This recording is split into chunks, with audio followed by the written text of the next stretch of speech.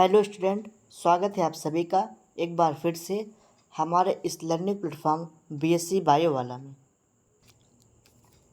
Student, आज इस lecture में मैं आपको टिम्बर के बारे में बताऊंगा कि कौन कौन से ऐसे प्लांट है जो टिम्बर यानी कि इमारती लकड़ियों के रूप में यूज किए जाते हैं। ठीक, तो ऐसे कौन कौन से प्लांट है जो इमारती लकड़ियाँ यानी कि टिम्बर के रूप में यूज किए जाते हैं, यानी कि टिम्बर एल्डिंग प्लांट के बारे में हम इस लेक्चर में इस क्लास के बारे में समझेंगे।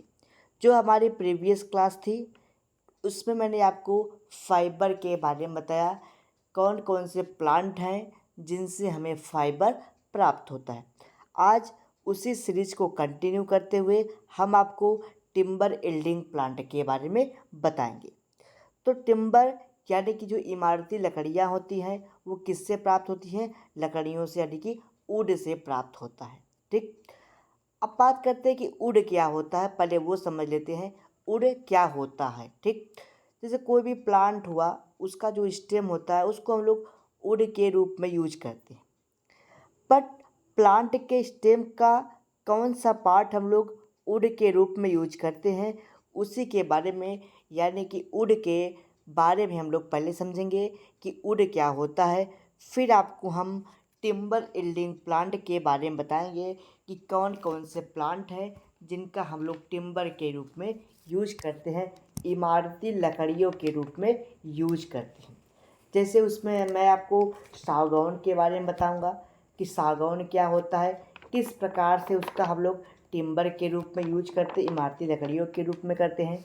शीशम के बारे में बताऊंगा, साल यानी कि सखुआ के बारे में बताऊंगा, देवदार के बारे में और पाइन के बारे में बताऊंगा। लगभग हम आपको 5 टिम्बर एल्डिंग प्लांट के बारे में 5 क्लासेस में बताएंगे। आज इस क्लास में मैं आपको बेसिकली सिर्फ वुड के बारे में बताऊंगा कि वुड होता क्या है। ठीक, तो आइए अपने वीडियो को स्टार्ट करते हैं। देखिए, जो वुड होता है, ठीक, जो वुड होता है वो सेकेंडरी जाइलम होता है और सेकेंडरी फ्लोएम होता है। ठीक, देखिए जो सेकेंडरी जाइलम होता है, पहले समझते हैं कि ये सेकेंडरी जाइलम होता आखिर क्या है। देखिए, जब किसी प्लांट में सेकेंडरी ग्रोथ होता है, ठीक, जब किसी प्लांट में सेकेंडरी ग्रोथ होता है तब उसमें सेकेंडरी जाइलम का फॉर्मेशन होता है। इसी को हम लोग क्या बोलते हैं? Secondary xylem. ठीक, यानी कि जब उसमें किसी प्लांट के स्टेम में सेकेंडरी ग्रोथ होता है। ठीक, यानी कि प्लांट हो गया, सेकेंडरी ग्रोथ कब होगा? जब प्लांट थोड़ा सा बड़ा हो जाएगा, उसकी स्टेम जब मोटाई में बढ़ेगी, जब उसकी स्टेम थोड़ा मोटा होगा तब उसमें क्या होगा? सेकेंडरी ग्रोथ देखने को मिलता है। ठीक, अगर आप सेकेंडरी क्या बोल सकते हैं, सेकेंडरी ग्रोथ के बारे में अच्छे से जानना चाहते हैं, ठीक, तो आप बीएससी सेकेंड सेमेस्टर की जो सेकेंड सेमेस्टर की क्लासेस चल रही है बॉटनी की, आप जिम्नोस्पर्म में हमारे द्वारा यूट्यूब पे पढ़ाई जा रही है क्लासेस। जिम्नोस्पर्म में हम आपको सेकेंडरी ग्रोथ के बारे में बताए हैं, आप वहाँ से जा कर के सेकेंडरी ग्रोथ के बारे में पढ़ सकते हैं। ठीक, तो चलिए आगे समझते हैं। तो वुड क्या होता है? ये सेकेंडरी जाइलम होता है। ठीक, और जो सेकेंडरी जाइलम होता है वो कहाँ होता है? स्टेम होता है। किसके स्टेम होता है? जिम्नोस्पर्म के स्टेम में, यानी कि डाइकॉट प्लांट के स्टेम में और एंजियोस्पर्म में। ठीक, यानी कि जिम्नोस्पर्म और डाइकॉट प्लांट के एंजियोस्पर्म में क्या होता है? सेकेंडरी ग्रोथ होता है, और सेकेंडरी ग्रोथ के दौरान क्या होता है? सेकेंडरी जाइलम का फॉर्मेशन होता है। ठीक, अब देखिए सेकेंडरी जो जाइलम होते हैं, ठीक, उसमें क्या क्या होता है? वस्कुलर बंडल होता है। ठीक, यानी कि वस्कुलर बंडल में क्या होता है? वस्कुलर कैम्बियम होगा। ठीक, और उस वस्कुलर कैम्बियम में क्या होगा? ट्रैकीड होगा और क्या होगा? वेसल्स होंगे। ठीक, यानी कि अगर कोई प्लांट है, ठीक, अगर कोई प्लांट है, प्लांट का स्टेम है, अगर उसमें सेकेंडरी ग्रोथ हो रहा है, ठीक, यानी कि उसके स्टेम जो है, स्टेम क्या हो रही है? उसकी विड्थ बढ़ रही है, उसकी चौड़ाई बढ़ रही है, यानी कि इसकी मोटाई बढ़ रही है। तो कहने का मतलब वो सेकेंडरी ग्रोथ कर रहा है।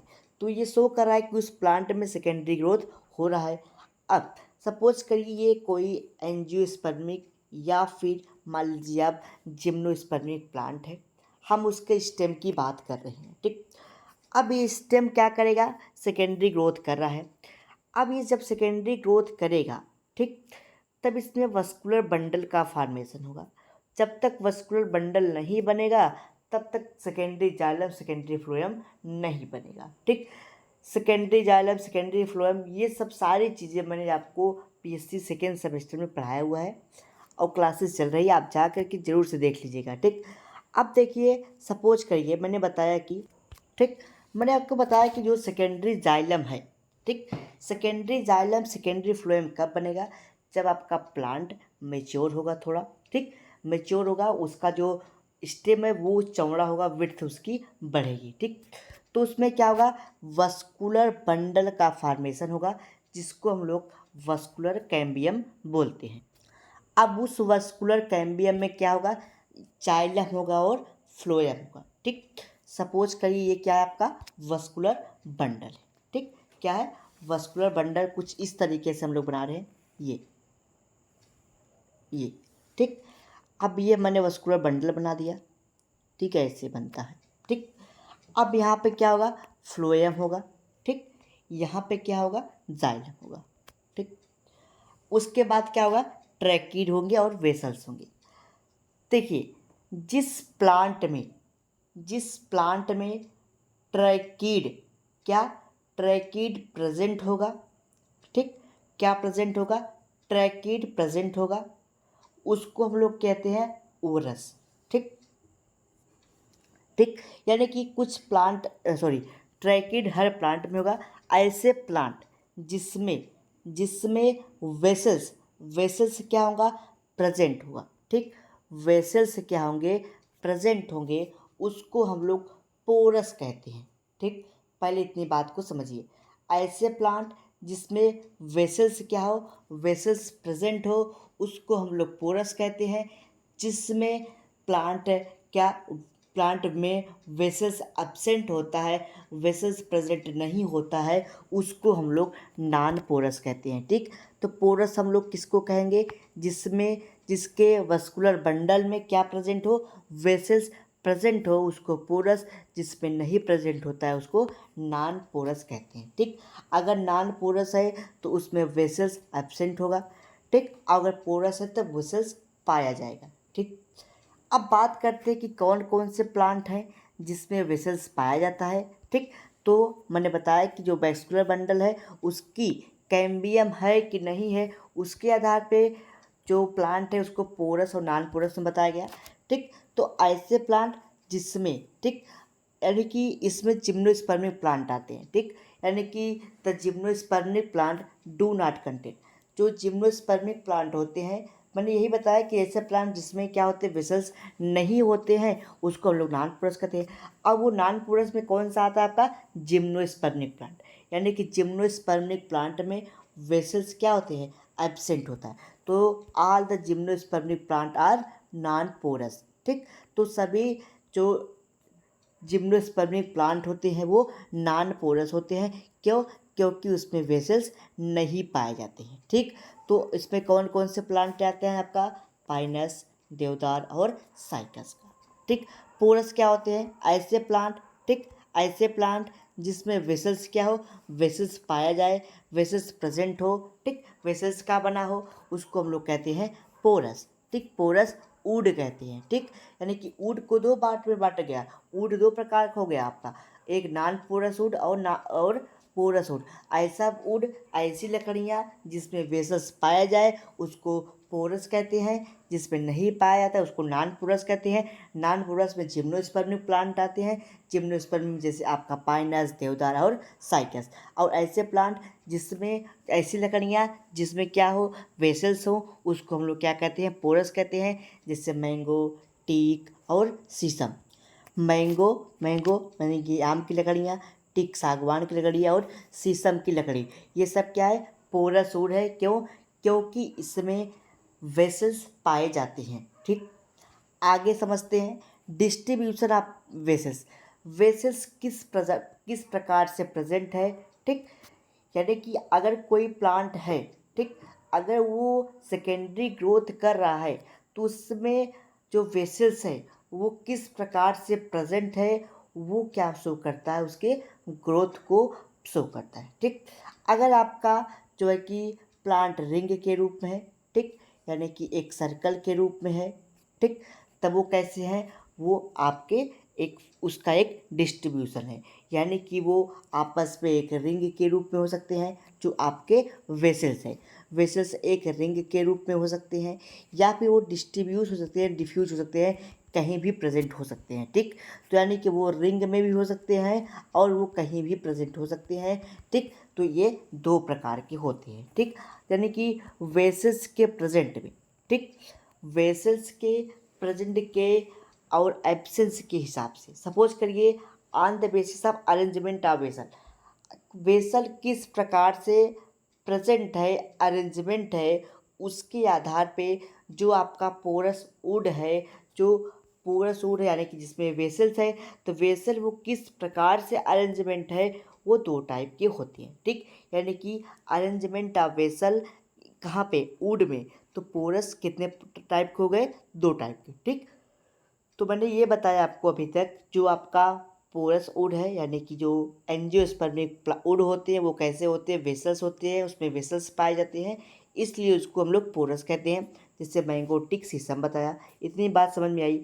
फिर मैंने बताया कि डिस्ट्रीब्यूशन ऑफ वेसल्स, वेसल्स किस प्रकार प्रेजेंट है, यानी कि जब सेकेंडरी ग्रोथ हुआ तो वेसल कैसे प्रेजेंट है, एक रिंग के रूप में है कि डिस्ट्रीब्यूट के रूप में है, तो उसके आधार पे यानी कि उसका अरेंजमेंट कैसा है, ये एक करेक्टरिस्टिक फीचर है डाइकार्प प्लांट का, यानी कि एंजियोस्पर्मिक प्लांट का ये करेक्टरिस्टिक फीचर है कि आपका वेसल्स किस प्रकार से प्रेजेंट है, ठीक। तो उसी अरेंजमेंट पे वेसल के अरेंजमेंट पे जो पोरस वुड है उसको दो प्रकार से बांटा गया है। पहला है आपका डिफ्यूज पोरस, पहला क्या है आपका डिफ्यूज फेरस, यानी कि जब, ठीक, तब यानी कि जब, ठीक, यानी कि वेसल क्या है, जब वेसल वेसल क्या होते हैं, एक स्मॉल साइज का होता है। पहली बात, वेसल्स क्या होते हैं, वो स्मॉल साइज के होते हैं। जब आपके वेसल्स, सपोज करिए ये आपका क्या है, स्टेम है, ये आपका स्टेम हो गया, ठीक। अब स्टेम में आपका जो वेसल्स है, अगर वो एक रिंग में अरेंजमेंट है तो उसको हम लोग रिंग पोरस कहते हैं। और जब वो रेंडमली डिस्ट्रीब्यूटेड हो, यानी कि कहीं भी वो पाया जाए, आपका जो वेसेस है वो कहीं भी प्रेजेंट दिखाई पड़ गया, कहीं भी प्रेजेंट दिखाई पड़ गया, तब उसको हम लोग क्या कहते हैं, डिफ्यूज पोरस कहते हैं, ठीक। अगर आपका जो वेसल्स है, ठीक, अगर सपोज करिए यही वेसल एक रिंग के रूप में हो, एक रिंग के रूप में दिखाई पड़ता, तब उसको हम लोग रिंग पोरस बोलते हैं। और जब यही पोरस, ये जो डॉट डॉट से मैंने दिखाया, जब यही पोरस किसी वुड में डिस्ट्रीब्यूशन हो, रैंडमली डिस्ट्रीब्यूटेड हो, चाहे जहाँ पे स्थित हो आपके स्टेम के चाहे जहाँ स्थित हो, तब उसको डिफ्यूज पोरस कहते हैं। और जब वो एक रिंग के रूप में प्रेजेंट होता है आपका वेसल, तब उसको हम लोग रिंग पोरस वुड कहते हैं या फिर रिंग वुड कह देते हैं, ठीक। वही बात यहाँ बताएगी, जब vessels are small in size, जो वेसल्स होते हैं वो स्मॉल इन साइज में होते हैं और डिस्ट्रीब्यूटेड रेंडमली, और कैसे प्रेजेंट हो, रैंडमली प्रेजेंट हो, चाहे जहाँ स्थिर हो, ठीक, ठीक, रैंडमली चाहे जहाँ प्रेजेंट हो, तब उसको हम लोग रिंग पोरस वुड का नाम देते हैं। जैसे आपका बिट एसर हो गया, ठीक, बेटुला हो गया, ठीक, एसर और बेटुला एक इस प्रकार से हैं, डिफ्यूज पोरस वुड है। और जब वही लकड़ी, वैसी लकड़ी में जब कोई वेसल्स एक रिंग के रूप में प्रेजेंट हो, तब उसको हम लोग क्या कहते हैं, रिंग पोरस वुड या फिर हार्ड वुड का नाम देते हैं, ठीक। जैसे क्यूरकस और अल्मेन, ठीक, अल्मस, क्यूरिकस और अल्मस एक प्रकार का रिंग वुड है।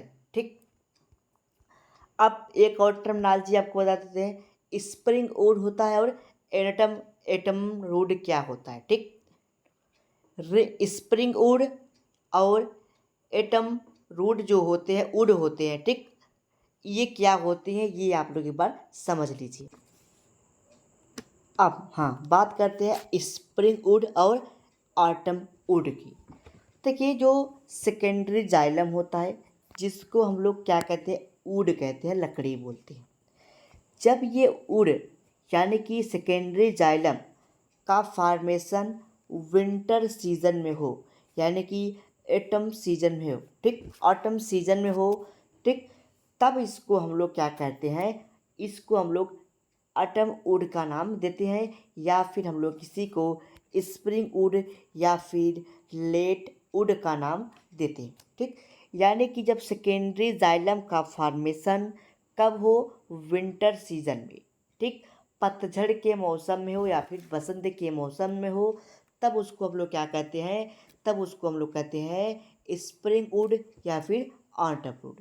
ठीक, ऑटम वुड या फिर स्प्रिंग वुड, इसी को हम लोग क्या बोल देते हैं, इसी को हम लोग लेट वुड का नाम दे देते हैं। ठीक, जो जाइलम एलिमेंट होता है वो कैसे होते हैं, वो स्मॉल होते हैं और स्मॉल इन साइज में होते हैं। ठीक, वो किस में होते हैं, ऑटम वुड में, यानी कि स्प्रिंग सीजन में जो भी जाइलम का फॉर्मेशन होता है प्लांट में, ठीक, यानी कि पतझड़ के मौसम में, बसंत के मौसम में, जब प्लांट में क्या होता है, फॉर्मेशन होता है किसका, सेकेंडरी जाइलम का, कब कौन से सीजन में, विंटर के सीजन में, बसंत के मौसम में आप कह सकते हैं, या फिर पतझड़ के मौसम में। ठीक, पतझड़ के मौसम में क्या होता है कि उस टाइम सारी पत्तियां झड़ जाती है और नई पत्तियों का फॉर्मेशन होता है। ठीक, तब वहाँ पे क्या होता है, उस सीज़न में क्या होता है कि जो सेकेंडरी जाइलम होता है उसका फॉर्मेशन होता है, उसी को हम लोग स्प्रिंग वुड या फिर ऑटम वुड या फिर लेट वुड का नाम देते हैं। और ये कैसे होते हैं, स्मॉल इन साइज में होते हैं। ठीक, द वुड और secondary xylem for spring season are called as spring wood. ठीक, यानी कि जो सेकेंडरी जाइलम होता है वो कब बनता है, वो बनता है आपके स्प्रिंग सीजन में, इसलिए इसको हम लोग क्या कहते हैं, स्प्रिंग वुड कहते हैं। ठीक, या फिर इसी को हम लोग अर्ली वुड का नाम देते हैं। द स्प्रिंग वुड और early would contain xylem element. ठीक, जो आपका स्प्रिंग वुड होता है उसमें जाइलम भरा होता है, कौन किस में रूप में होता है, लार्जर होते, वो बड़े होते। ठीक, यानी कि मेरे कहने का मतलब ये था कि देखिए, जो आपका सेकेंडरी यानी कि पहला आपका मैंने बताया कि स्प्रिंग वुड क्या होता है उसको मैंने बताया कि सेकेंडरी जाइलम यानी कि वुड का फॉर्मेशन का वो विंटर सीजन में हो, तब उसको हम लोग ऑटम वुड का नाम देते हैं। ठीक, तो ऑटम वुड यहाँ से क्लियर हो गया। और सेकेंडरी जाइलम का फॉर्मेशन कब हो रहा है, स्प्रिंग सीजन में, पतझड़ के बसंत के मौसम में, तब उसको हम लोग क्या बोलेंगे, स्प्रिंग वुड का बोलेंगे। ठीक, यानी कि अगर पतझड़ में, ठीक, ऑटम का मतलब होता है पतझड़ और स्प्रिंग का मतलब होता है बसंत। जब आपके वुड का फॉर्मेशन पतझड़ के मौसम में हो, तब उसको ऑटम वुड कहते हैं, उसके जो एलिमेंट होते हैं वो छोटे होते हैं। ठीक, और जब जब आपका वुड का फॉर्मेशन स्प्रिंग सीजन हो, बसंत के मौसम में हो, तब उसको हम लोग क्या करते हैं, तब उसको हम लोग स्प्रिंग वुड या फिर अर्ली वुड का नाम देते हैं। ठीक, और इसमें जो जाइलम का एलिमेंट होता है, ठीक, वो कैसे होते हैं, लार्ज होते हैं, वो बड़े होते हैं। अब बात करते हैं एनुअल या फिर ग्रोथ रिंग की। एनुअल क्या होता है, ग्रोथ रिंग क्या होता है, अब ये समझिए। जब आपका स्प्रिंग वुड और ऑटम वुड जब स्प्रिंग वुड और ऑटम वुड दोनों में, ठीक, दोनों क्या करते हैं, आपस में फ्यूज करते हैं। कहाँ से फ्यूज करेंगे, एंड से, at the end of growth, जहाँ पे ग्रोथ की एंडिंग होती है, जहाँ पे ग्रोथ करना एंड कर जाता है। ठीक, सपोज करिए कोई प्लांट है, वो ग्रोथ कर रहा है, जहाँ पे एंडिंग हुई, जहाँ पे ग्रोथ बंद होगा, वो पॉइंट जब स्प्रिंगवुड का और ऑटमवुड का आपस में फ्यूज करता है, ठीक, स्प्रिंगवुड या फिर ऑटमवुड जब फ्यूज करता है आपस में, तब एक रिंग वुड का फॉर्मेशन होता है या फिर ग्रोथ रिंग का फॉर्मेशन होता है, ठीक। यानी कि वहाँ पे एनुअल रिंग या फिर आप कह सकते हैं ग्रोथ रिंग का फॉर्मेशन होता है। तो ग्रोथ रिंग का या फिर एनुअल रिंग का फॉर्मेशन कब होता है? जब स्प्रिंगवुड, ठीक, जब स्प्रिंगवुड और आपका स्प्रिंगवुड और ऑटमवुड आपस में क्या करते हैं, फ्यूज करती हैं। कब?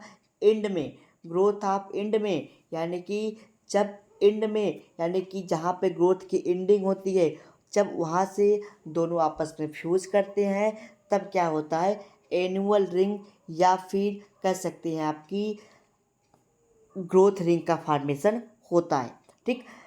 जो ग्रोथ रिंग होता है वो, या फिर आप एनुअल रिंग कह देते हैं, वो एक वर्ष में एक एनुअल रिंग का फॉर्मेशन करता है, ठीक। तो इस प्रकार से अगर एक वर्ष में कोई प्लांट एक एनुअल रिंग का फॉर्मेशन कर रहा है, तो इसका मतलब अगर हमको प्लांट की एज पता करनी हो कि प्लांट का एज क्या है, तो हम उसके एनुअल रिंग से काउंटिंग कर सकते हैं कि प्लांट कितने वर्ष का हो गया है, ठीक। तो इस प्रोसेस को counting of annual ring, number of annual ring, कितने एनुअल रिंग बने हैं उस प्लांट में, उसको हम लोग डेंड्रोक्रोनोलॉजी का नाम देते हैं, ठीक। फिर से समझ लीजिए आप लोग, मैंने एनुअल रिंग या फिर ग्रोथ रिंग में यही बताया, जब आपका स्प्रिंगवुड या फिर ऑटमवुड आपस में फ्यूज करता है। कहाँ से फ्यूज करता है? एंड से, ग्रोथ के एंड से फ्यूज करता है दोनों आपस में। तब क्या होता है, एक एनुअल रिंग या फिर ग्रोथ रिंग का फॉर्मेशन होता है, ठीक। ये हो गया मोटी मोटी बात। और जो एनुअल रिंग या फिर ग्रोथ रिंग होता है, वो एक वर्ष में एक बनता है, ठीक। एक वर्ष में एक ग्रोथ रिंग या फिर एनुअल रिंग का फॉर्मेशन होता है। तो इस प्रकार अगर हमको किसी प्लांट की एज कैलकुलेट करना है, उसके एज को काउंटिंग करना है कि प्लांट कितने वर्ष का हुआ, अगर हम उसके एनुअल रिंग को काउंट कर ले, तब उसकी हम लोग एज को काउंट कर सकते हैं कि प्लांट इतने वर्ष का हुआ, ठीक। सपोज करिए ये प्लांट का स्टेम है, ठीक। अब स्टेम में क्या हुआ कि कई रिंग बन गए, ठीक। सपोज करिए यहाँ पे हम कई रिंग बनाते हैं, ठीक। ये सपोज करिए एक ये रिंग हो गया, ठीक, एक ये रिंग हो गया, ठीक, एक ये रिंग हो गया, ठीक, एक ये रिंग हो गया, ठीक ही। अब इतने ढेर सारे रिंग बन गए आपके प्लांट में, ठीक। इस प्लांट के स्टेम में कई इस प्लांट के स्टेम में कई रिंग बन गए। अब मैंने काउंटिंग किया 1 2 3 4 5 6, 6 एनुअल रिंग हमको दिखाई पड़ी है। तो इसका मतलब ये हुआ कि ये प्लांट कितने वर्ष का हुआ, 6 वर्ष का हुआ, ठीक, 6 वर्ष का हो गया। तो यानी कि इसके हम लोग एनुअल रिंग से ये काउंट कर सकते हैं कि प्लांट की एज कितनी होगी। इस प्रोसेस को हम लोग क्या कहते हैं, इस प्रोसेस को हम लोग कहते हैं डेंड्रोक्रोनोलॉजी, यानी कि counting of number annual ring. Annual ring का नंबर काउंट करना क्या कहलाता है, डेंड्रोक्रोनोलॉजी कहलाता है, ठीक। तो मैंने यही बताया, the springwood and autumnwood fuse together at end of the growth, ठीक, of the growth season and form growth ring or annual ring. Generally, one growth ring is for 1 year. Thus, age of wood tree can be calculated by counting the number of annual ring. ठीक, यानी कि अगर हम annual ring को count कर लें कि कितने एनुअल रिंग बने हैं, तब उसके हम लोग क्या बता सकते हैं कि प्लांट कितने वर्ष का हुआ। एक लास्ट टर्मिनोलॉजी आपको बताते हैं, सैप वुड क्या होता है और हार्ड वुड क्या होते हैं। देखिए, सैप वुड क्या होता है और आपका हार्ड वुड क्या होता है, ये आप लोग सपोज समझिए, ठीक। सपोज करिए ये कोई प्लांट है, ठीक। ये कोई प्लांट है, इस प्लांट का ये स्टेम है, ठीक। अब इस स्टेम में क्या हो कि एक मिडिल का पार्ट हो, ठीक। यानी कि इसमें ढेर सारे क्या होंगे, एनुअल रिंग होंगे। सब आपको पता है कि बहुत सारे इसमें क्या होंगे, एनुअल रिंग होंगे, ठीक। एनुअल रिंग होंगे तो इससे हम लोग उसके एज को काउंटिंग करेंगे, ये हम लोग जान चुके। अब ये सेप वुड क्या होता है, हेड वुड क्या होती हैं।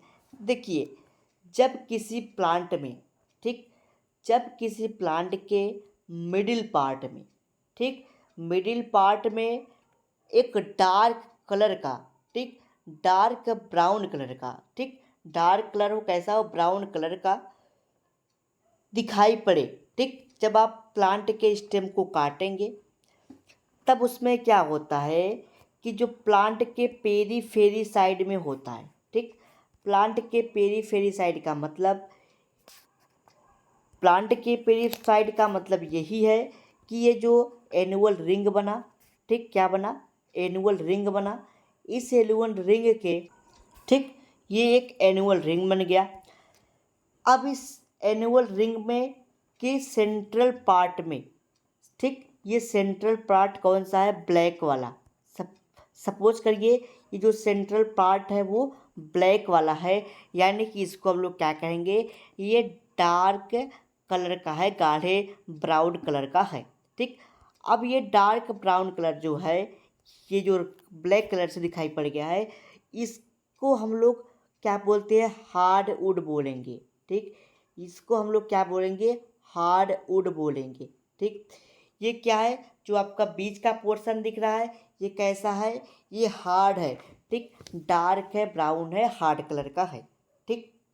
इसमें क्या है, डिफरेंट टाइप के मटेरियल प्रेजेंट है, आगे वो लोग हम समझेंगे, ठीक। अभी इसके जो डार्क कलर का आपको दिख रहा है, इसके पेरीफेरी में यानी कि इसके बाहर साइड में, इसके बाहर साइड में जो आपको डार्क सॉरी लाइट कलर का, हल्के कलर का यानी कि हल्के ब्राउन कलर का जो दिखेगा पार्ट, उसको हम लोग क्या बोलते हैं, सैप वुड बोलते हैं, ठीक। यानी कि डार्क ब्राउन कलर जो बीच में दिख रहा है उसको हम लोग क्या बोलेंगे, उसको हम लोग हार्ड वुड बोलेंगे। और जो आपके पेरीफेरी में लाइट कलर के दिख रहे हैं, हल्के ब्राउन कलर के जो पार्ट दिखते हैं, उसको हम लोग सैप वुड का नाम देती हैं, ठीक। तो आपको शायद सैप वुड और हार्ड वुड का कॉन्सेप्ट क्लियर हो गया होगा।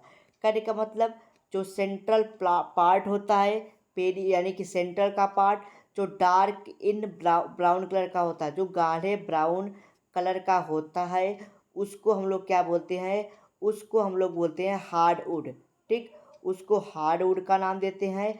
और जो पेरीफेरी में होता है, जो पेरीफेरी में होता है यानी कि इस हार्ड वुड यानी कि के बाहर जो पेरीफेरी में होता है, हर हल्के हल्के डार्क कलर का, हल्के डार्क कलर का जो होता है, ठीक।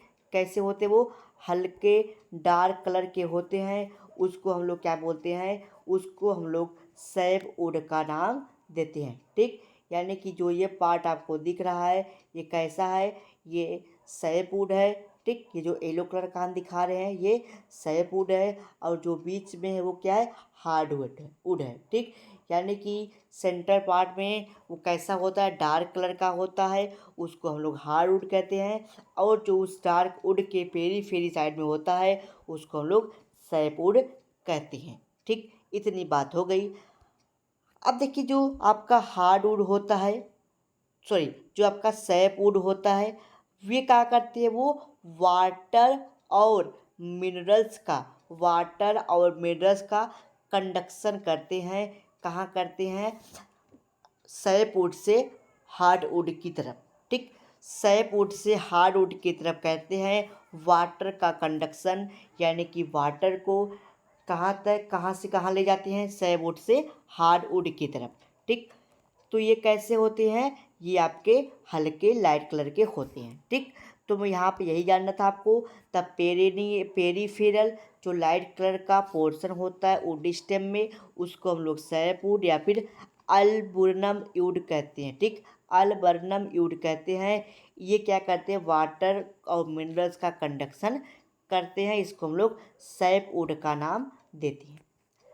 दूसरा है आपका सेंट्रल का जो पार्ट होता है, जो बीच का पार्ट होता है, वो कैसे होती हैं, वो डार्क कलर के होते हैं, जिसको हम लोग हार्डवुड या फिर ड्यूरामेंट वुड कहते हैं। ठीक, ये कैसे होते हैं, ये टाइलोसिन इसमें पाया जाता है। ठीक, इसमें डिफरेंट टाइप के टैनिन मटेरियल, रेजिन, गम, आयल, ये सब पाए जाते हैं और ये ज़्यादा ड्यूरेबल होते हैं।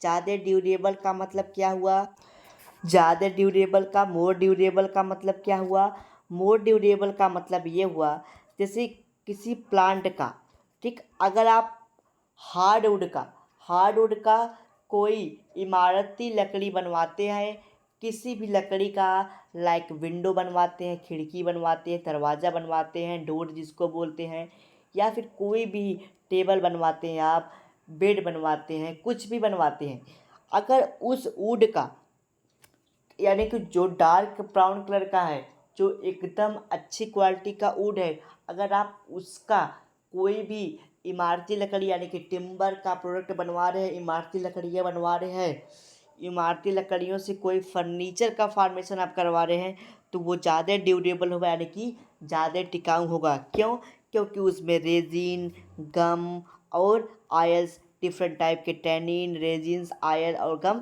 प्रेजेंट होते हैं, जिस पे माइक्रोबियल एक्टिविटी नहीं होती, जिस पे वाटर का कोई इफेक्ट नहीं पड़ता। ठीक, तो वो क्या होते हैं, ज़्यादा ड्यूरेबल होते हैं। ठीक, अगर जिस प्लांट में, जिस फर्नीचर में वाटर लगने लगा, यानी कि वाटर वहाँ पे रुक लगे उसमें, ठीक, उसमें ऑयल जैसे मटेरियल नहीं प्रेजेंट होते हैं। ठीक, तो वो कैसे होते हैं, लेस ड्यूरेबल होते हैं, ज़्यादा टिकाऊ नहीं होते हैं। ठीक, तो आज मैंने इसी के बारे में आपको बताना था, वुड के बारे में। अब हम टिम्बर इल्डिंग प्लांट के एक प्लांट के बारे में पढ़ेंगे कल, टीक के बारे में, टीक के बारे में पढ़ेंगे, जिसको हम लोग सागौन या फिर सागवान बोलते हैं। इसी के बारे में हम लोग अगले लेक्चर में समझेंगे कि टीक क्या होता है, सागौन क्या होता है। ठीक, चलिए मिलते हैं अगले लेक्चर में। अगर आपके कोई डाउट, कोई क्वेश्चन, कोई क्वेरीज होते हैं तो आप हमारे व्हाट्सअप नंबर 9598, ठीक, 9598308044 पे व्हाट्सएप के थ्रू मैसेज करके आप अपने डाउट, क्वेश्चन और क्वेरीज को पूछ सकते हैं। ठीक, चलिए मिलते हैं अगले लेक्चर में। अगले लेक्चर में आपको हम इसके एक प्लांट के बारे में बताएंगे।